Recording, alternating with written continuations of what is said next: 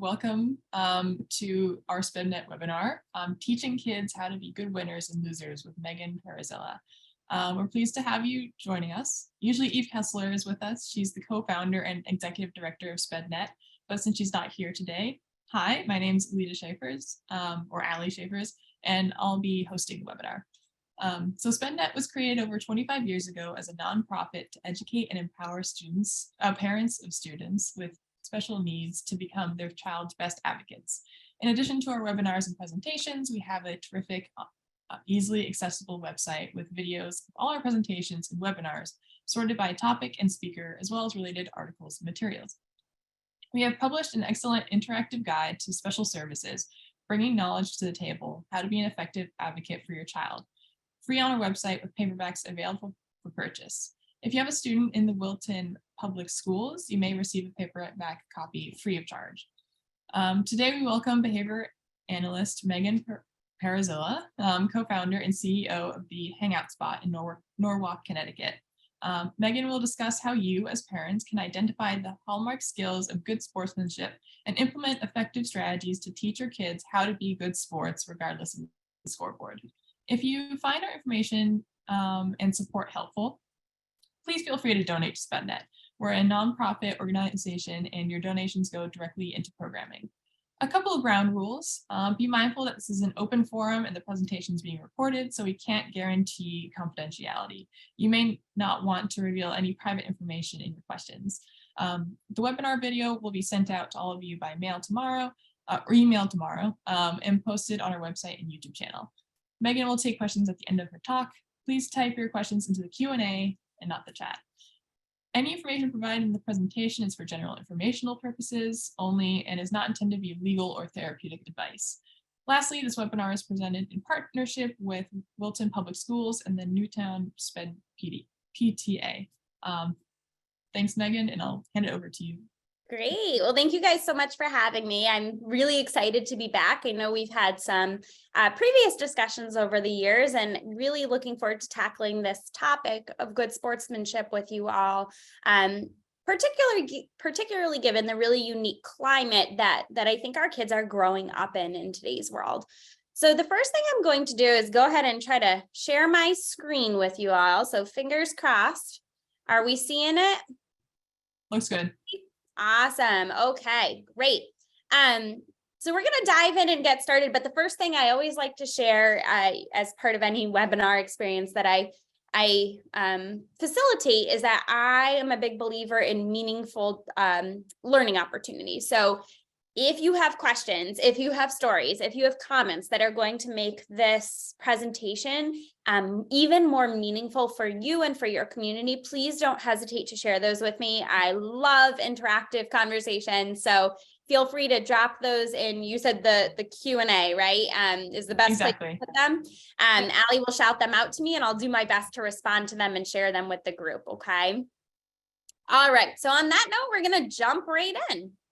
And I actually wanted to start with a quick video here. This is actually a Nike commercial that was played during the Olympics many years ago. I guess it's all relative, in the 90s. So that wasn't that many years ago, but wanted to just start with this quick video for us to all reflect on together.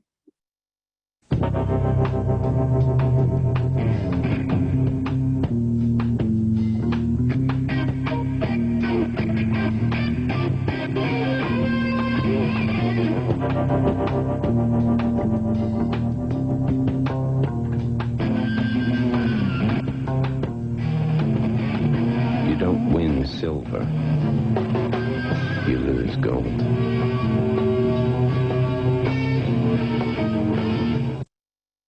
Okay, so that quote right there is the only word spoken, throughout that entire commercial. You don't win silver, you lose gold, right? And so that was, again, in the 90s. So things have become, I think, even more competitive since that time frame. And this concept of if you get second place, that's not good enough. You've essentially lost first place, and second place isn't something to celebrate, is very pervasive throughout the world that our children are growing up in, whether that's in the sports they watch, or the television shows that they see, or the actual competitive atmosphere they experience, not only on an athletic field, but also in the classroom, right? In the world at large. So I think we need to have today's discussion with that in mind. I think we need to really be cognizant that kids are growing up in an incredibly competitive world. And what they are seeing and hearing is really exasperating that environment and that attitude. And so when we think about addressing good sportsmanship, we need to keep that in mind, because that's how we're going to best understand how to support our kids. So with that in mind, next slide, we won't watch it again. I wanted to touch briefly on what is a parent's role in good sportsmanship. So we've got this attitude that winning is everything, right? That's what our kids are taught, like it or not, winning is everything. And along with this rise in this message, there's been this increase in poor sportsmanship in the professional arena, right? We have seen an increase in trash talking. We've actually seen an increase in violence in youth sports, right? With our little ones, we're seeing fights on the field. Children learn from the adults in their lives. We know that, right? So children learn from their parents. They learn from their coaches. They learn from their teachers. And as such, it's our parents and it's our coaches who teach good sportsmanship, right? It's our unique responsibility to really support our children with the skills they need to navigate the competitive landscape that they exist within in a successful way. The research actually shows us that parents and coaches who do teach good sportsmanship and invest in that actually help kids develop into more mature, successful, and respectful young adults. So this is really important, you guys. There is no greater role that you can play than really helping your child to understand what good sportsmanship looks like and how they can be successful in a world that's becoming increasingly competitive over time. All right. So with that in mind, I thought it was important to define what is good sportsmanship. We often, when we hear this term, we think about sports, right? So we think about baseball and basketball and tennis and golf and all of those things that come to mind when you think of athletics. But good sportsmanship is actually much more broad than that. So it's defined as when people who are participating in or watching, so we've got two audiences there, right? Those who are playing and those who are observing. Those who are participating in or watching a competitive activity. So notice there that we're not talking just about basketball and baseball, right? We're not just talking about sports. When these people treat each other with respect. So that's the core of good sportsmanship. Now, I do have a couple of resources that I wanted to share with you all. And I think that when we think about these audiences, it's important to look at these resources, right? So people are participating in, watching competitive activities.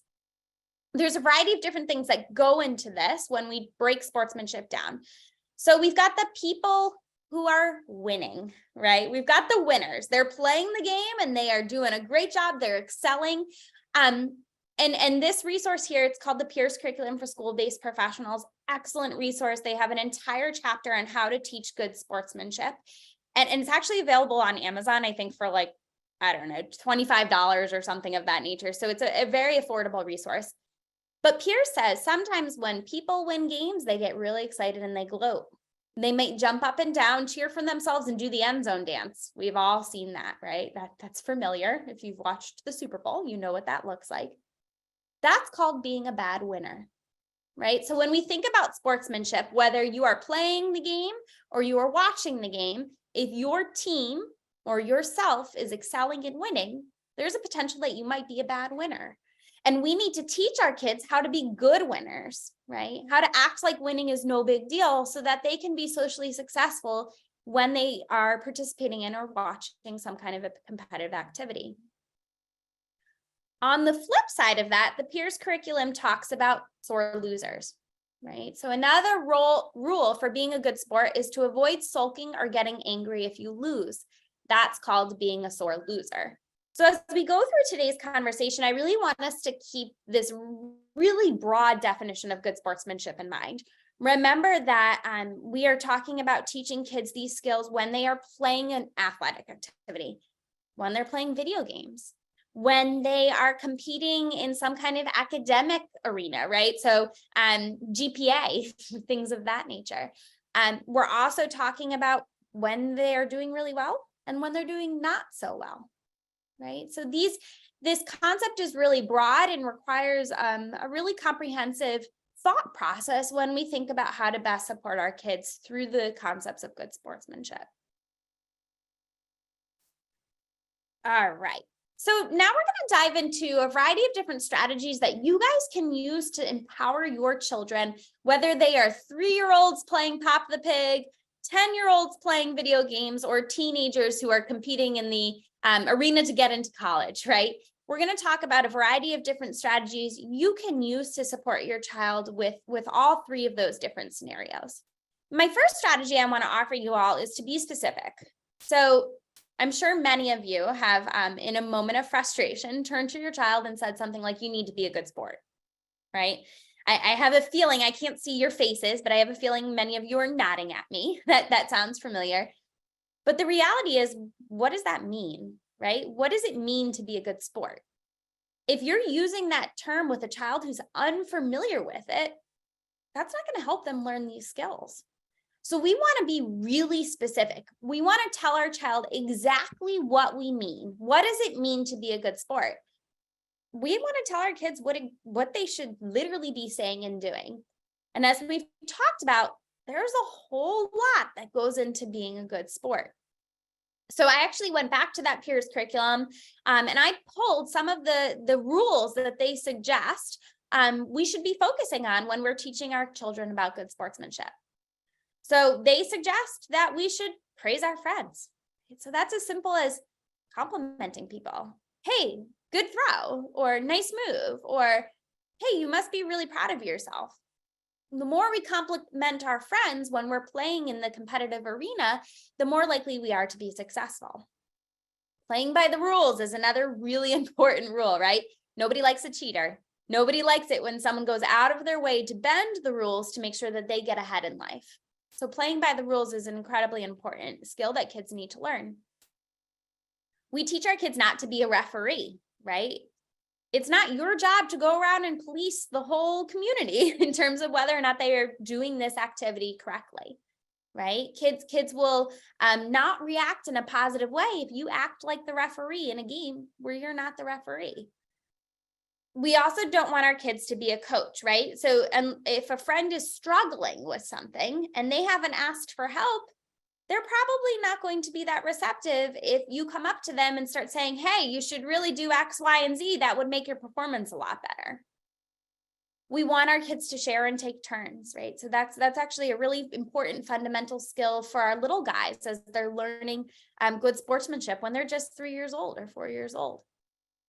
We want our kids to not be competitive.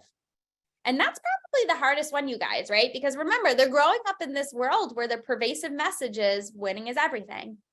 So to then teach them, hey, it's important to do your best, but don't be competitive, right? Don't push other people out of the way to put yourself ahead. That can be really challenging because you're combating a much bigger message than that is pervasive throughout everything that they access in their world. We want our kids to help and show concern if someone is I think that's supposed to say injured there. So help and show concern if someone is injured. And that particularly relates to outdoor sports, right? So the likelihood of experiencing some kind of injuries obviously increased in an outdoor arena. But I also like to more globally think about this in terms of help and show concern if someone's having a hard time, right? So if your friend didn't do as well on their midterms as they had hoped, it's not the time to walk around and be like, well, I got an A+, so too bad for you, right? That's not going to go over well. It's really a time to say, oh, I'm so sorry. Is there anything I can do to help, right? Do you want to have a study group with me? What can I do to support you? Or in a game, if a friend is having a hard time because they wanted to go first, how do we help our friends? How do we show concern? How do we compromise to make sure that they have a positive experience too? We also want our kids to suggest a change if they're bored, right? So for those of you who have children who struggle with good sportsmanship, this might sound familiar to you, right? Your kid is playing this game and they're starting to get a little testy because they're over it, right? They've been over it for about 15 minutes and the game hasn't ended yet. If you've played Monopoly with a child who is bored, you know what I'm talking about. We want our kids to be able to say, hey guys, do you guys want to move on? As opposed to engaging in problem behaviors when they're starting to feel that way. And then most importantly, we've talked about this already, we want our kids to avoid being bad winners and sore losers, because those are the two core skills that really make up what we think about when we think about good sportsmanship. So now back to this core concept, be specific, right? So when your child is navigating some kind of a competitive space, be careful to avoid saying, be a good sport. Instead, say things like, hey, remember to share and take turns, or I love how you played by the rules, or hey, I noticed you were starting to feel bored and you suggested a change to your friends. Way to go. The more specific you are, the more likely your child is to then take that skill and do it again in the future. All right. All right, our next strategy here is be a role model, right? So we've already talked about how parents and coaches, you guys are the driving force behind a child's good sportsmanship skills. So they look to you for what this should look like. So we want to make sure that as parents, we are offering praise and encouragement for all players. And I put the emphasis on all, you guys, because it's one thing to go to your child's Little League game and cheer for your kid and cheer for your kid's team. It's an entirely different ball game to go to your child's Little League game, cheer for your kid, cheer for your child's team, and cheer for your child's opponents. Kids notice that. And in fact, I think parents would probably notice that. Coaches would notice that, probably because it doesn't happen that often. But when you do that, when you go out of your way to say, hey, you guys got this, to every member of that community, your kids notice that, and they're going to go out of their way to do the same for their opponents in the future. We want to make sure that as parents, we are never, ever openly teasing or berating or demeaning a player, coach, or referee.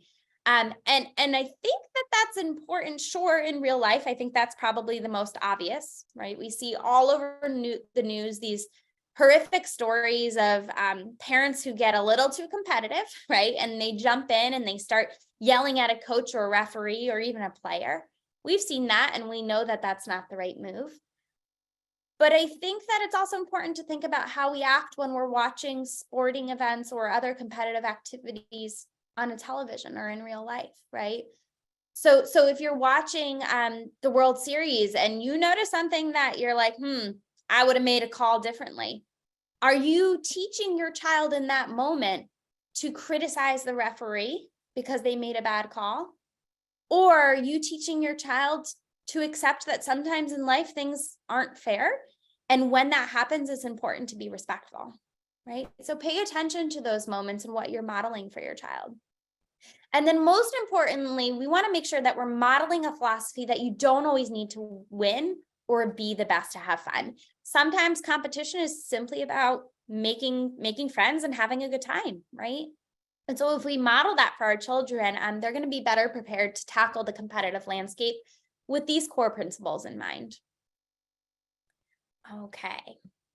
Next strategy, find a good fit for a coach. And I think this slide here and this strategy is a little bit more focused on our children who are heavily involved in athletics, but the concept can be generalized to other forms of competitive activities as well. So if your child is into robotics and they're participating in a robotics club, it's still really important to find a good fit for a coach. Right now, in the athletic arena, there are coaching, training, and certification programs that really focus on good sportsmanship, right? And they put an emphasis on your job as a coach is to teach children, yes, the sport, but most importantly, how to do it in a good sportsmanship-like way. So a few different training and certification programs out there are the Positive Coaching Alliance, the National Alliance for Youth Sports, and the American Coaching Academy.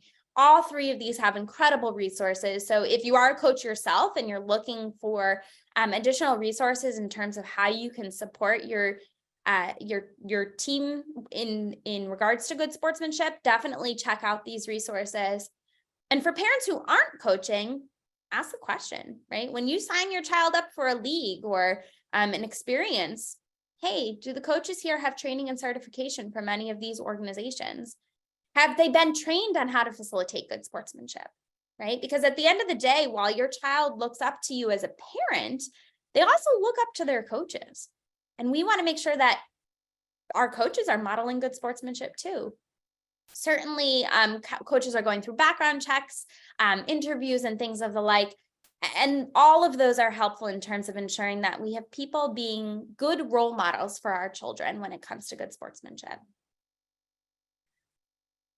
Okay. Now, a quick lesson in self-awareness, and we've all been there and done that. So everybody, I'm going to give you just a quick 10 seconds to reflect on this. I want you to all take a minute, think about a competitive activity your child currently participates in. It can be anything. It can be sports, it can be a club, it can be a leisure experience. And think about, why is it that you want your child to participate in that? All right, so we're going to just take 10 quick seconds and reflect on that. And be real, okay? Be truthful with yourself. Because there's really two core reasons that we get our kids involved in competitive activities that I can think of. There may be others. So if you have others, go ahead and throw them in that chat there and we can shout them out. But the two that most immediately come to mind are, we want our kids to have a pleasurable social activity that will teach new skills, right? Teach things like cooperation and teamwork and all of those incredible skills that are helpful as the child progresses through their life. And also that offer a community. Right? We want our kids to have friends. We want our kids to feel like they belong. So if they can learn new things while they experience a sense of belonging and hey, they have fun, that's a win. But I think many of us also have dreams of turning talent into college scholarships or even lucrative career paths, right? And that's okay because our kids are talented, right? And hey, if they can go get a scholarship because they are a incredible gymnast or an incredible baseball player, sure, we want them to do that, right? And if any of your kids become the next Derek Jeter, that's a win, right? How cool is that? But we need to be honest with ourselves. If we have our kids enrolled in competitive activities because we as parents have dreams of turning their talent into scholarships or really exciting career paths, we better be aware of that. Not because there's necessarily something wrong with that, but because that can drive how we act as parents. And it might cause us to do things that we didn't mean to do or say things that we didn't mean to say, right? And remember, we are our kids' biggest role model. So it's incredibly important that we recognize our hidden agendas when we have them and simply have self-awareness, because if we're not aware of our own thinking patterns and our own behaviors, we're going to have a really hard time changing our parenting behaviors. So self-awareness is that first critical step. Okay. All right. So then next, we have to set the rules. It is incredibly important to establish good sportsmanship expectations in your home. And you guys, we are engaging in competitive activities all day long at home, right? So if any of you have a PlayStation in your house or an Xbox or a Nintendo Switch or anything of that nature, you've got competition happening, and I'm sure you're aware of it, right? But many of you might have activities like family game night, or your child is participating in family trivia night, things of that nature. So you have plenty of opportunities to teach these skills at home in your own living room. So I gave you a couple examples here, but let's say you're that family that does Friday family game night. Set up the expectations with your children every single week, right? So you may say something like, hey guys, during family game night, it's totally cool to feel disappointed if you don't win. I feel disappointed when I don't win. But remember, if you feel disappointed, you must use kind words and have a safe body. You could totally feel free to take a break if you need one. That's okay. My expectation is that we're going to use kind words and a safe body, even if we don't win.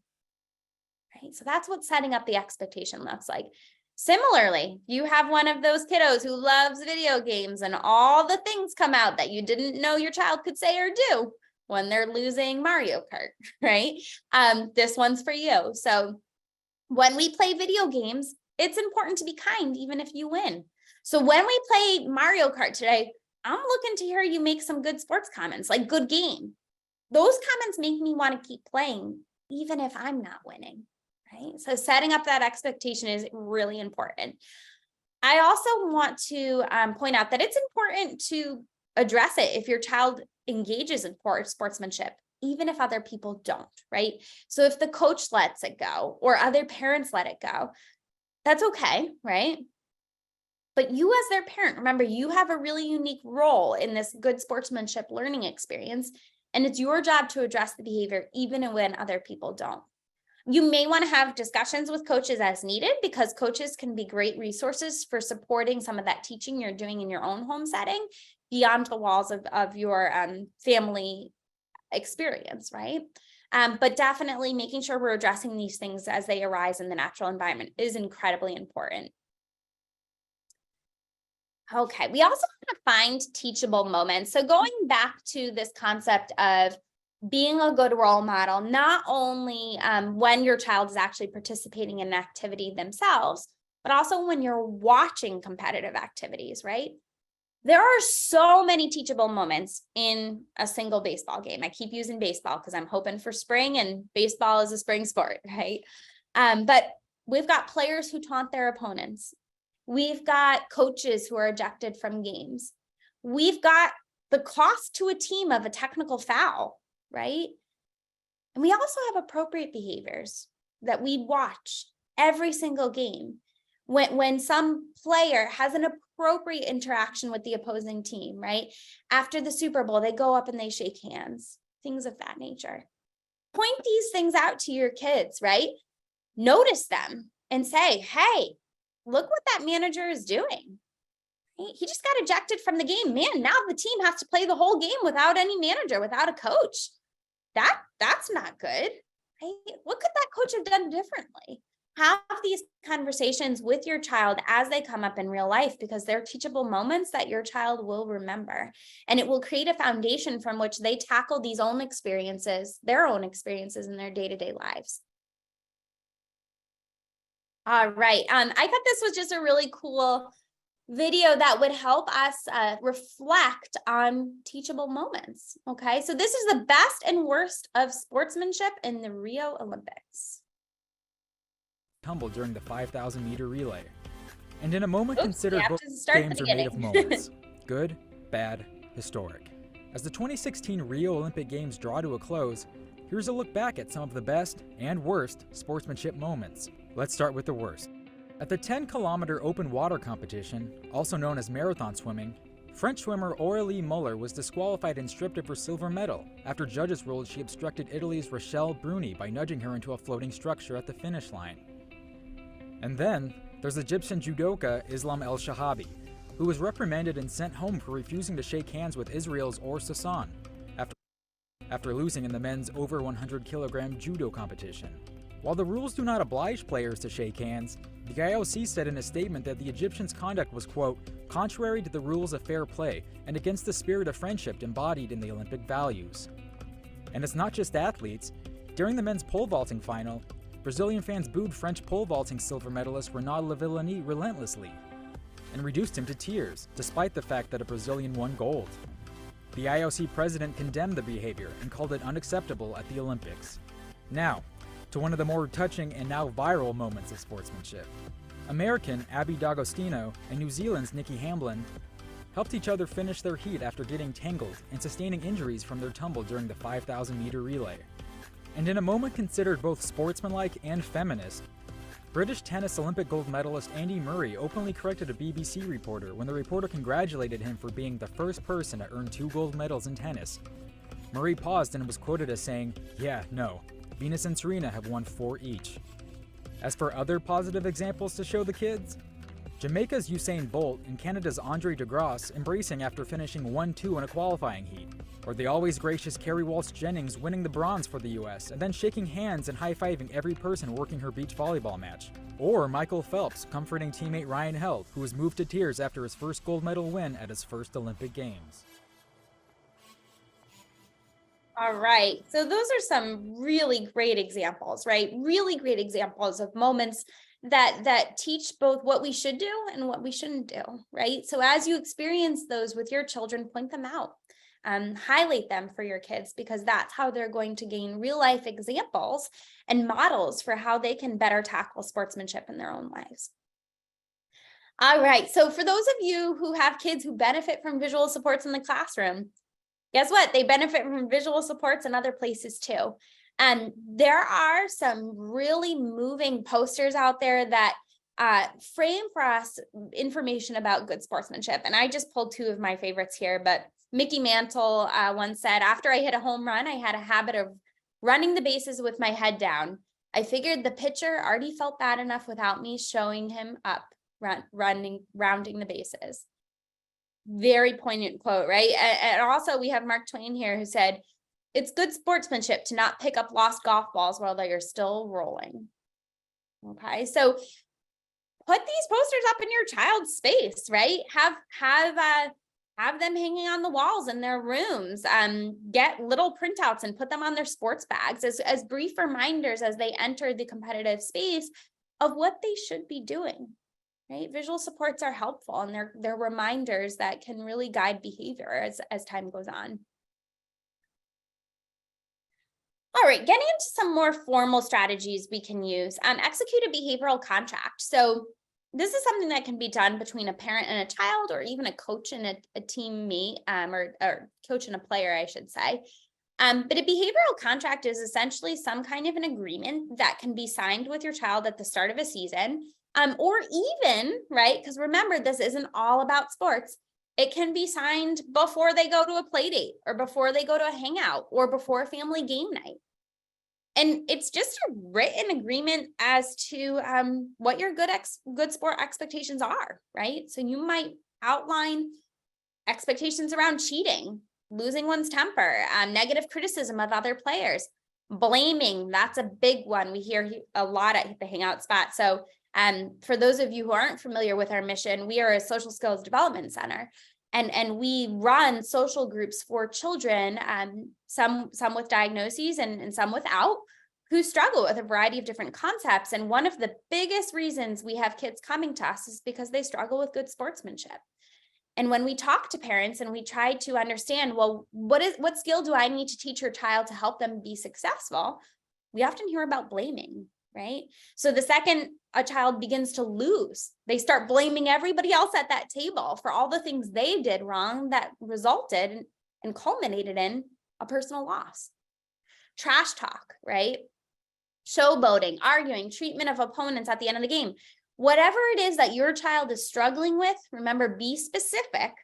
Write down what your expectations are. And then identify what reinforcers or what rewards are they going to get if they achieve their goals. So if the goal is to play the whole game without cheating, maybe the reinforcer is you get to go first next game, right? Or maybe it is you stay up at an extra few minutes beyond bedtime, right? Whatever it is that's meaningful for your child, identify that reward, outline it, and then also outline the consequences if goals aren't met, right? If we are going to lose our temper when we play video games, we're going to have to play some non-technology games for next week's family game night, right? So outlining the wins and what will happen if things don't go as planned is really important. Okay, so Anita says, are there unique challenges to winning and losing related behaviors and teaching strategies in children with autism? So really good question, right? So I'm going to answer that in a very potentially broad way. And I hope it gives you some information, but certainly I think the best answer is it depends on the kid, right? Now, children with autism tend to have more rigid behaviors, right? Some of that rigidity pertains to sportsmanship in certain cases, right? So we have kids who have an autism diagnosis, and because of their rigidity, if a friend tries to bend the rules, they have a really hard time because they aren't flexible thinkers, right?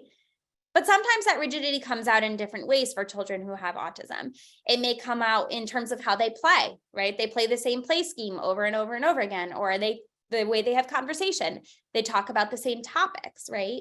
So for some kids who have an autism diagnosis, we definitely see heightened levels of need related to good sportsmanship, often tied to things like flexibility. We also see it tied to things around or deficits related to understanding social cues, right? So they may have difficulty picking up on body language or tone of voice that indicates that their play partner is upset, and may not have the perspective taking skills to think to themselves, my friend's face shows me they're upset. They're probably upset because I'm bragging when I win, and that's making them feel kind of icky, right? So we definitely see it, but I do want to point out that not every child who has autism struggles with good sportsmanship. And there are many, many, many kids out there who have different diagnoses or no diagnosis at all that struggle with good sportsmanship. So one of the things that makes us unique here is we don't require a diagnosis for enrollment. And as a result, we get a really diverse population of children who need social support. And we have groups that are working on good sportsmanship that have children with autism, children with anxiety, children with ADHD, and children with no diagnosis at all who are simply struggling in this regard. So I hope that helps answer your question, Anita, okay? And then Elise, you had asked here, how do you help kids who have low frustration tolerance, ones who get frustrated when playing sports or video games, when things don't go their way and easily cry? Really good question, Elise. So I think I'm going to jump ahead here to this slide to answer your question, then we'll work our way backwards, guys, okay? So when we have kids who have particularly low frustration tolerance, this is how we teach it here at the Hangout spot. So we recognize that every single player needs practice. And I don't just mean practice with a game, I mean practice with good sportsmanship, right? So if your kid is the kid who has really low frustration tolerance, they are going to need a lot of practice learning how to navigate that, right? So first of all, we want to make sure they have really frequent opportunities to practice being a good sport during competitive activities. Now, if you guys have ever played, let's start with something super simple like rock, paper, scissors, shoot with your kid, and they can totally handle that.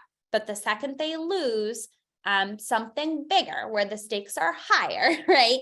Like a video game, that's where we often see it. And they really struggle in that environment. Those are totally different experiences, right? So there are really quick, easy winning and losing games where the game is over in 2 seconds. You have a billion opportunities to be successful, and it's really up to chance, not skill, right? So games like coin toss, rock, paper, scissors, shoot, higher and lower, all of those things are based upon chance. They're really quick and easy, and you can have a billion opportunities to redeem yourself. If you have a kid who has low frustration tolerance, you start teaching good sportsmanship in the context of those games and activities because those are the easiest. And then as they're successful, what we do here at the Hangout spot is we increase the intensity a little bit, right? So they've made progress. Now we're going to get into slightly longer and slightly more complex winning and losing games that are a little bit more invested in strategy, right? So Uno still has this element of chance, right? Because you might get dealt a good hand or a bad hand, but strategy starts to come in play. It takes a little bit longer to win a game of Uno. It doesn't take 3 hours, right? But it takes a little bit longer. So games like Uno, Connect Four, and you can think of age-appropriate equivalents for our teens, but that would be the next step. And then we want to save games that have a really long buildup to an ultimate loss for the end. So Monopoly, right? If you spend 3 hours of your life desperately trying to win Monopoly and you have zero frustration tolerance, and then you lose, the blow-up's going to be really big, especially if we haven't invested time in teaching these earlier phases of winning and losing first. And then last, kids who struggle with technology and video games, that should be the last step of instruction. And I will tell you, when we teach children how to have good sportsmanship during video games, we actually use video games to teach that, right? So we have groups here who they can handle winning and losing when it's Monopoly and Connect Four and all the others. But when it's a video game, it's a totally different ball game, right?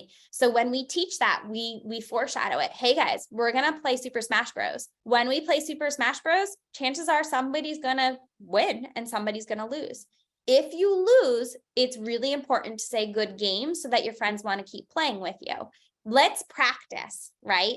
And so then we literally role play what it looks like when you lose and how to have good sportsmanship, how to say good game when you lose. Everybody gets a turn to practice. And then we remind them, hey, we're going to get playing. I'm going to be keeping an eye out for people who are being good sports. Let's see if we can work together to have a really successful good sportsmanship experience. And as they're playing, I'm praising the heck out of it, right? So I'm like, oh my gosh, you said good game. That was so awesome. Oh, you let your friend be, we always have fights over the pro controllers here as opposed to the old fashioned GameCube controllers. So you let your friend have the pro controller, way to go, right? So we're pointing those things out in the moment. So I hope that helps Elise a little bit. It's a very technical process. Certainly this is something we do a lot of here. So if you have additional questions about your child and specific strategies, certainly feel free to reach out and we can discuss further. Okay. All right. I am going to go back to where we were. So identifying moments of success as your child experiences them. Also, definitely reward good sportsmanship by figuring out what reinforcers you can give your specific child, right? So maybe it's ice cream with a teammate after a game. Maybe it's extra screen time. Maybe it's getting to pick their game piece or getting a bonus spin. Figure out what's motivating to your child and give access to those rewards contingent on good sportsmanship as it happens in real life. Now, remember, we always want to be specific. So remember to really point out to your child, not just, hey, loved how you did at baseball today. Let's go out to ice cream with one of your friends after the game. No, we want to be specific. So, hey, I noticed that you shook hands with the other team after the game. Way to go. I'm so proud of you. You know what? Go pick a friend. We're going out for ice cream after the game. Right? So that's what it should look like. Okay, and I briefly highlighted this when we talked about the scaffolding of teaching, but before your child enters any kind of competitive arena, we want to remind them of the expectations. So what does that look like? We want to point out the stressors that might happen. We want to normalize the feelings they might experience, right? We don't want them to just not have those feelings. That's not realistic. But we want to make them aware that having those feelings is normal. But there are appropriate things we can say and do when they have those big feelings and role play it before you get started. So, hey guys, we're going to play Trouble. Trouble can be really frustrating because you can get sent home. If you get sent home, you might feel disappointed or upset. That's totally fair. I get upset and frustrated too when I get sent home. If you're feeling upset, you can ask for a break, right? Or you can ask for help in terms of strategy. Let's practice before we get playing, right? So that's what that looks like. So setting your child up and role playing before the game starts is a really helpful strategy.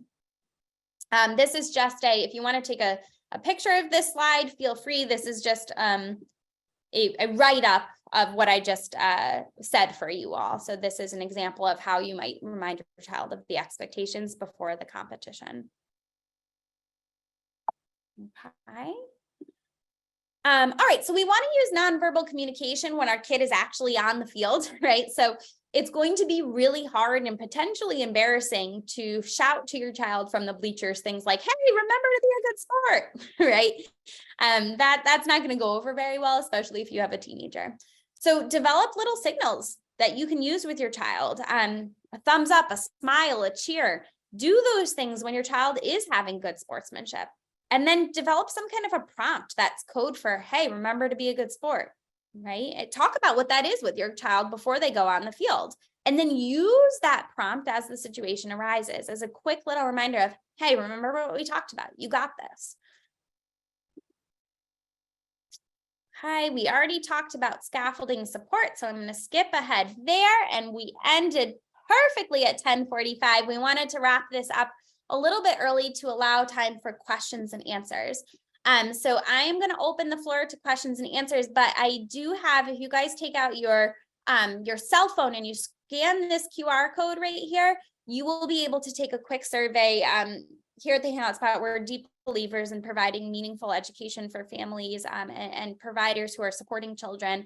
And we are on a mission to always provide the very best resources we can. So any feedback you have on what you enjoyed about this presentation or what we could do differently for families in the future would be sincerely appreciated. So as you're dropping questions in the Q&A, if you don't mind scanning that QR code right there and filling out a brief survey, it'll take less than a minute for us on your phone so that we can certainly adjust our future presentations for our community would be really helpful. All right, so we're gonna go ahead and open the Q&A. If you have any questions or comments or stories you'd like to share, happy to help in any way I can. We'll give it a few minutes.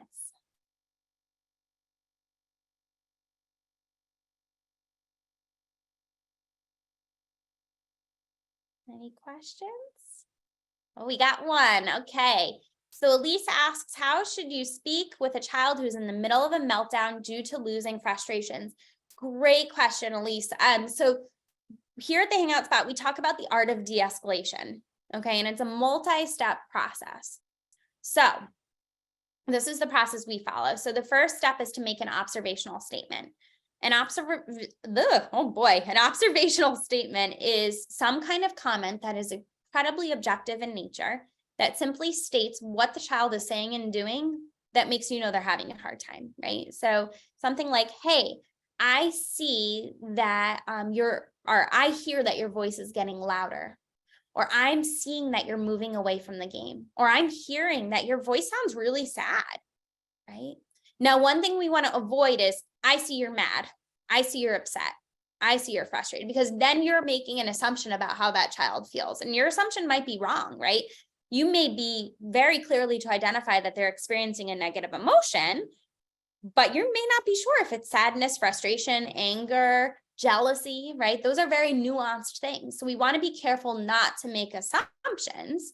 But what we want to do is label the behaviors that we see and make some kind of statement that tells you what you might think, right? So, hey, I noticed that your voice is getting louder. That tells me you might be feeling frustrated. Okay, step one. Step two is to normalize the feeling, right? We do not want to teach our kids that feeling frustrated or sad or upset or jealous is not okay, because those are emotions that we all experience, right? I think that as an adult, we can think about times in our own lives when we've had those emotions. So we want to normalize that for our kids. We don't want them to just stuff all their emotions down and never feel them. We want them to feel them, but we want them to feel them and respond to them in an appropriate way. So, hey, I noticed that your voice is getting louder. That tells me you might be feeling frustrated. It's totally okay to feel frustrated. I feel frustrated too when I lose a game, right? The next step is to invite the child to problem solve. Now, you want to be really careful not to problem solve for your child, right? Children are more likely to buy into the problem solving experience when they help come up with a solution. So that sounds like, how can I help you solve this? What can we do to make this better? I really want to help you. Tell me what I can do to help.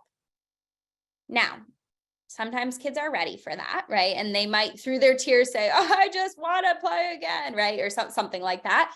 Sometimes they may not be ready, right? So you know they're not ready if they're doing things like flipping the game board or screaming or engaging in aggression, right? And if they're not ready, that's okay. We don't want to force them, because if we force them, we're just going to cause further escalation. So we're just going to say, hey, looks like you might need a break.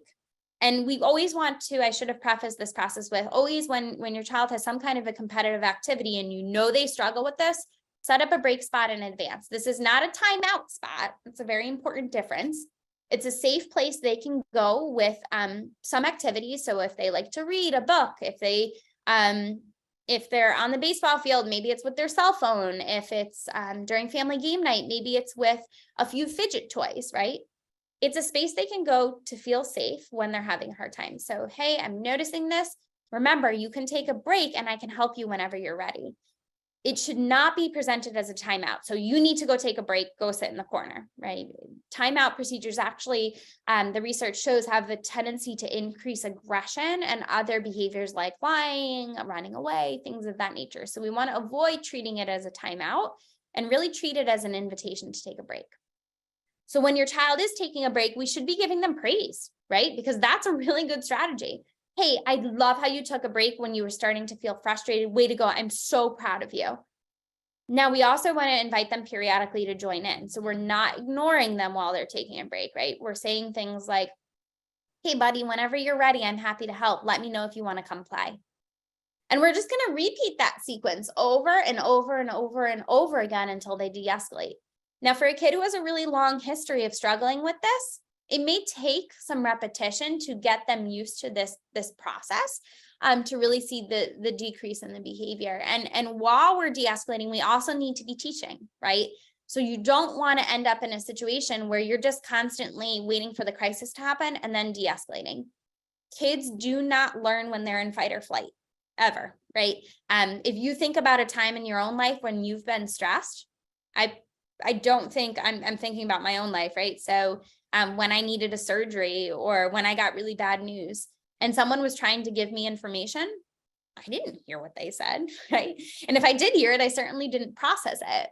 So our kids are definitely not processing things like, hey, remember to share, or remember to be a good sport, or remember, whatever it is that you choose to say in that moment. They're not hearing you and they're not learning from you in that moment.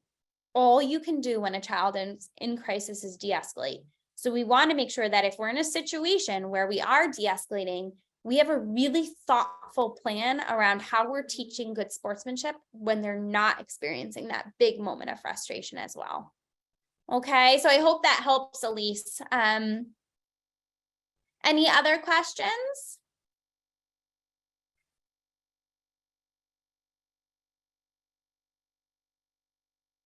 No?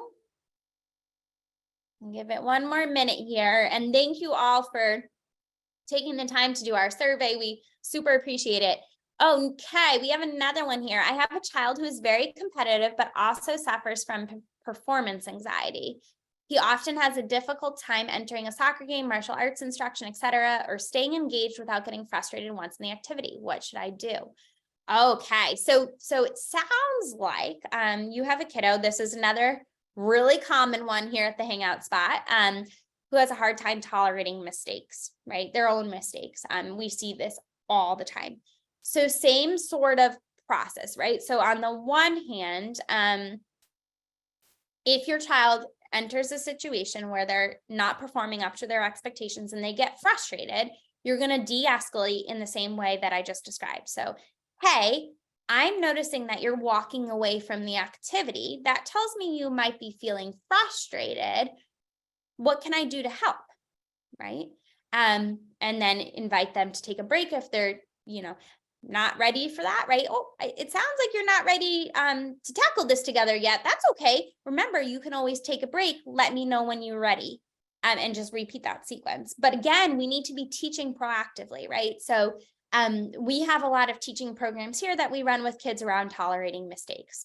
So we teach kids things like positive self-talk when things don't go their way, how to ask for help, how to try and try again, right? So those are just 3 of many, many skills that go into tolerating mistakes. And what we will do is we will specifically select activities that A, the child will be motivated by, and B, the child will definitely fail at to teach these through, right? So a really fun one we've been doing lately for kids who are motivated by this. Again, you have to have the motivation. So we've been doing balloon animals, which, by the way, are really hard. Like really hard. I've never made a balloon animal in my life until about 3 or 4 weeks ago, and it was really hard, right? So we literally said to the group, hey guys, we're going to practice making balloon animals. When we're making balloon animals, it could be really tricky, right? The balloon might pop, it might not twist the way you want it to twist. And it's totally cool to feel frustrated if things don't work out how you expected. I feel frustrated too when things don't look how I want them to look. If you start to feel frustrated when we're doing the balloon animals, you can ask for help. You can ask for a break. You can try and try again, right? And we give them some strategies. Let's practice what that's going to look like. So then we literally role play it. Hey, I want you to turn this into a banana, right? And they obviously have no idea how to turn it into a banana. So then we literally practice asking for help, taking a break, trying and trying again, right? We go through that process. And then I say, hey, when we actually get into this, we're going to watch this video of how to make a balloon animal dog. I'm going to be watching for friends who are really good at handling it when things don't go as expected. Let's work together to see if we can do it. And then I praise. Oh, your dog's tail didn't come out how you wanted it to, and you handled it like a pro. Way to go, dude, right? And I praise. So I hope that gives a very brief explanation of how we teach that here, Neil. We've also done it through a variety of different activities, right? So if we have a kid who's really interested in art, we do draw along videos with permanent markers so we can't erase. If we have kids who are really interested in Legos, we do Lego creations and take out some of the pieces so that there's no possible way that you can be successful, and we have to work on that. So things of that nature. Okay. All right, I think we have 4 more minutes, so maybe time for one more question if anybody has another. And you guys, I love to chat, in case you don't know. So you are more than welcome to reach out to me. My email address is Meghan, so MEGHAN @thehangoutspotllc.com. So if you have questions or you want to learn more, or there's anything we can do to help, we really want to help you guys be successful. We want to help our community and our kids be successful. So please don't hesitate to reach out. I'm happy to chat more and answer any additional questions that you might have that we didn't have time for today, or that you weren't comfortable asking in this forum. We're eager to help in any way we can. Okay. All right, I'm not seeing any others pop up here.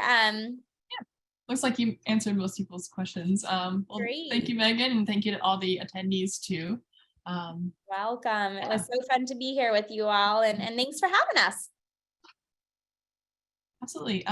So it looks like we're all good, and I'll sign us off. Thanks, everyone. Good. Actually, Bye, hold everybody. on. Oh, go ahead. Actually, I just see Natasha either is like waving goodbye or raising their hand. Let me see. I can see if they want to talk, so I'll allow them to talk. Sounds good. Natasha, would you like to say anything? Or? Yes, hi. Yes, I was wondering, because the chat was disabled. I was wondering, is it possible to get this in like video formats to show our children? Because sometimes they actually enjoy seeing it than hearing it from us, like to see you sharing about the sportsmanship and stuff. Right. Well, That's a good question. Yeah, this webinar is being recorded and will be posted on SpedNet's YouTube channel and should be sent to your email tomorrow. So great. Yes. That's great. And Thank Natasha, you so much. Natasha, one more resource for you. So if you go on Google and you Google Peer, P-E-E-R, did I spell that right? P-E-E-R-S, Peers, Peers video models. There are literally video recordings of a variety of different skills that are highlighted in that Peers curriculum. And I think they might have some on good sportsmanship. Don't quote me on it. I'm not entirely sure. But there might be video models of some of the different skills that I've described here today online. So if you Google it, you should be able to find it. Okay. Oh, that's great. Thank you so much for your time. You're This was so awesome. Of course. I'm glad you enjoyed it, and so great to be with you all here today. And I look forward to the next one in our future. All right. Thank you. Bye. Bye, everyone.